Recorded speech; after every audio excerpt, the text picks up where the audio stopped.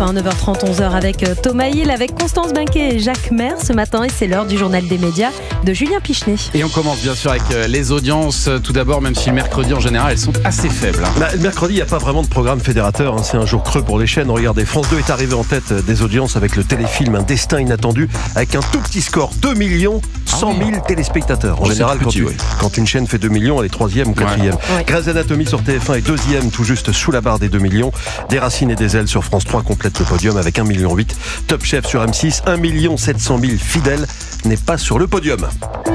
Europe 1, le journal des médias. Et puis à la une de ce journal des médias, Agathe Le Caron a dit adieu aux maternelles.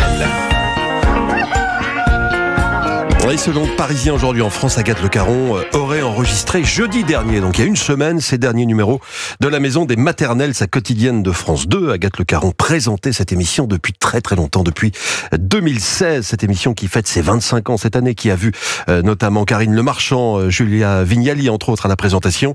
Mais aucune présentatrice n'était restée aussi longtemps qu'Agathe Le Caron. 9 ans donc. Agathe Le Caron qui aurait versé sa petite larme lors de cette dernière. Il y a eu pas mal de surprises qu'on lui a réservées.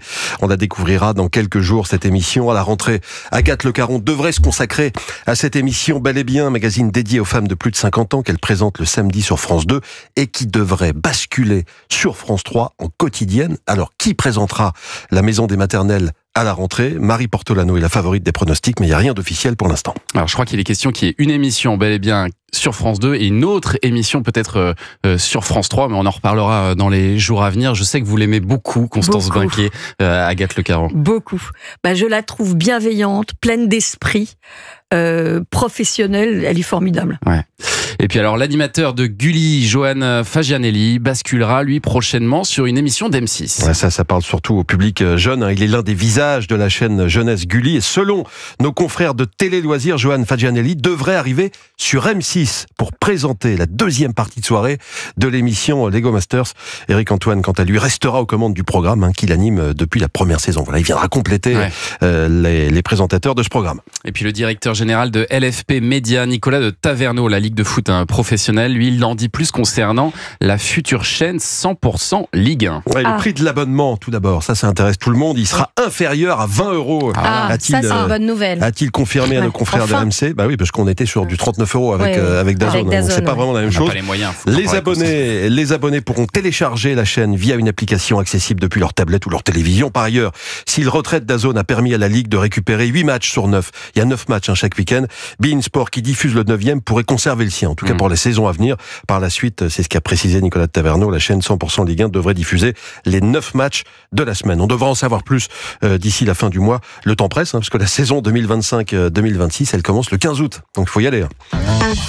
Et puis on termine ce journal des médias avec quelques nouveautés concernant l'application Canal+. Elle évolue et surtout elle devient plus confortable pour les abonnés dans les prochains jours. Canal+ va proposer un nouveau player qui va rendre plus fluide le visionnage des programmes. Églantine Leclabar, directrice marketing globale de la Pay TV, nous donne plusieurs exemples de ces nouvelles fonctionnalités. L'abonné va avoir la possibilité directement du bout des doigts de pouvoir ajuster le son, la luminosité, de pouvoir accéder à la timeline pour avancer ou reculer dans son contenu ou zoomer. Et puis le zapping qu'on a voulu aussi repenser. On a voulu s'inspirer des codes des réseaux sociaux qui s'imposent à nous aujourd'hui. Et donc on a mis en place ce principe de swipe qu'on reprend à d'autres endroits dans l'application, mais qui permet sur le zapping du coup de passer d'une chaîne à l'autre d'un simple balayage sur l'écran. On pense qu'il n'y a pas plus simple pour consommer des contenus que de le faire comme ça. Ouais, c'est un coup de neuf pour l'application Canal+, qui s'est également installée dans plusieurs voitures connectées, dans des avions aussi de la compagnie Air France. Si l'application est déjà présente dans 40 pays et territoires, c'est pas autant que le magazine Elle, mais c'est pas loin. Elle prévoit de se déployer d'ici fin 2026 dans tous les pays d'Europe de l'Est également. Merci beaucoup Julien pour ce journal des médias.